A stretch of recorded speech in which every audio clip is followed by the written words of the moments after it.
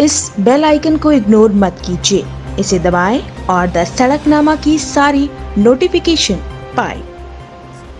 देखिए, माहौल बहुत बढ़िया है, लोग बहुत सियाने हो गए आजकल। लोग देखते हैं कि पार्टियां रोज़ बदली जाती हैं, लोग इधर उधर हो जाते हैं।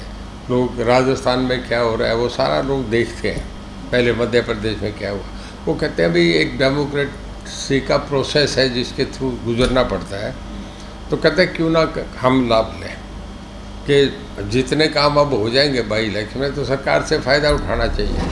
फिर हम भी ये कहते हैं कि कल को नहीं हो तो भाई फिर 4.5 साल बाद हमें हरा देना, 4.5 साल बाद तो यही सरकार रहेगी। तो लोगों को जो बात कहते हैं उससे वो कन्विंस्ड हैं, समझते हैं कि भाई ठीक है, बात तो ये ठीक कह रहे हैं। तो मैं समझता हूँ सारी बातों का ठीक मैसेज ज़्यादा है, जो हम कन्वे करना चाहते हैं लोग उसे एक्सेप्ट करते हैं। ये मोटी मोटी बात जो आई वो ये थी।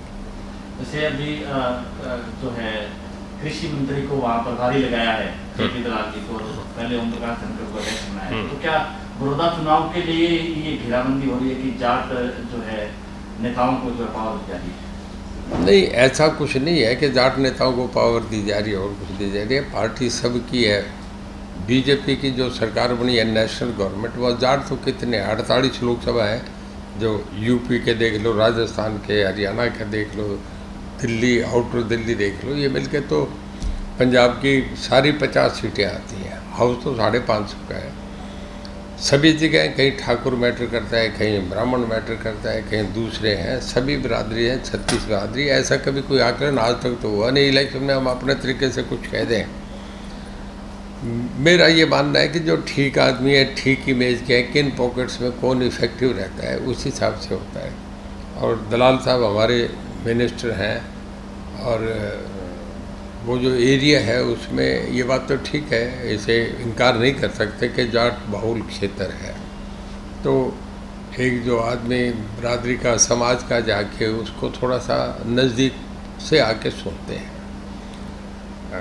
ठीक आदमी है, भले आदमी है दलाल साहब, उन पे कोई कभी कोई पॉलिटिकली एलिगेशन नहीं, फर्स्ट टाइमर हैं, ठीक परफॉर्म कर रहे हैं। तो मैं समझता हूँ पार्टी को लाभ है।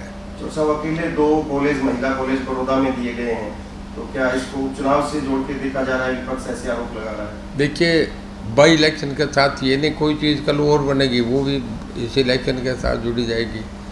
कल कोई सेटेलाइट लग जाए वो भी कहेंगे कि चुनाव करके लगा दिया। ये तो पॉलिटिकली एलिगेशन है, जो जिन पे बेस नहीं होता, बैठे कहानियाँ बनाते हैं जी, ये है वो है, चंदा मामा वाली कहानियाँ। इन बातों में कोई दम नहीं होता। देखिए, साथ गोहाना में यूनिवर्सिटी बनी हुई है, इतने बच्चे पढ़ रहे हैं, तो लोगों की डिमांड थी। पिछड़ा इलाका था, बहुत समय से कुछ हुआ नहीं था।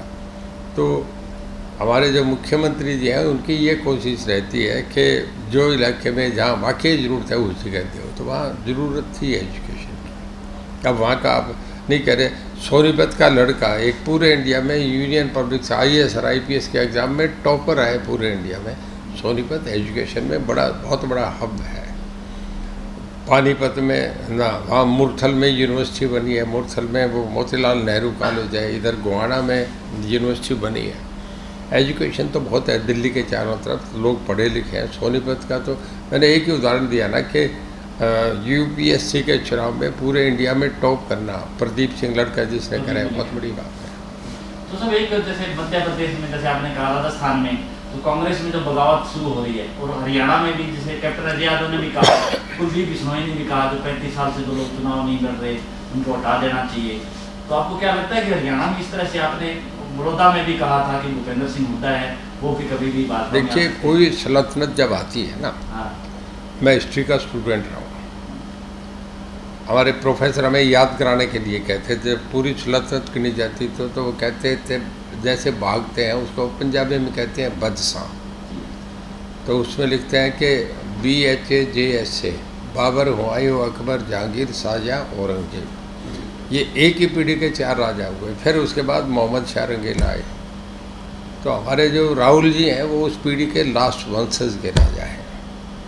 बस वो उनकी हुकूमत दिल्ली तक है, और सारा दिल्ली की इतनी बड़ी हुकूमत उन लोगों की चली गई जो बाबर ने स्थापित करी थी। तो उनका लास्ट फैग है ये। अब सरकार में नहीं समझता, इसके बाद पार्टी ख़त्म हो जा रही है। हर आदमी, बड़ा आदमी, आप तब से ले लें, आचार्य कृपलानी छोड़ के चले गए थे, जयप्रकाश छोड़ के चले गए थे, बहुत बड़ा आंदोलन लीड किया था उन्होंने इनके खिलाफ। इसके बाद जो चरण सिंह छोड़ के चले गए, जो देवीलाल छोड़ के चले गए, नाथुराम मिर्दा छोड़ के गए, भजनलाल जी छोड़ के चले गए, और उसके बाद आपका ये समझो क्या नाम, माधवराव सिंधिया पहले छोड़ के चले गए थे, फिर वापस आते, फिर चले गए, अब ज्योतिरादित्य सिंधिया चले गए, और सचिन पायलट चले गए, शरद पवार चले गए, ममता बनर्जी चले गए, सारे ही कांग्रेस के सेनापति थे, आज सारे बाहर चले गए। एक परिवार के यहाँ तो नेहरू फैमिली में जो लोग चीफ मिनिस्टर हैं या मिनिस्टर हैं, एक बार नटवर सिंह जी इनका बहुत करीब रहे हैं, वो IFS में गोल्ड मेडलिस्ट थे पूरे इंडिया में। उन्होंने बुक्स में लिखा है कि सोनिया गांधी के घर में या नेहरू परिवार के घर में इंदिरा गांधी से लेके आज तक चीफ मिनिस्टर और मिनिस्टर से they treat them like the servant of the family. जब इस तरीके से बर्ताव हो तो वहाँ का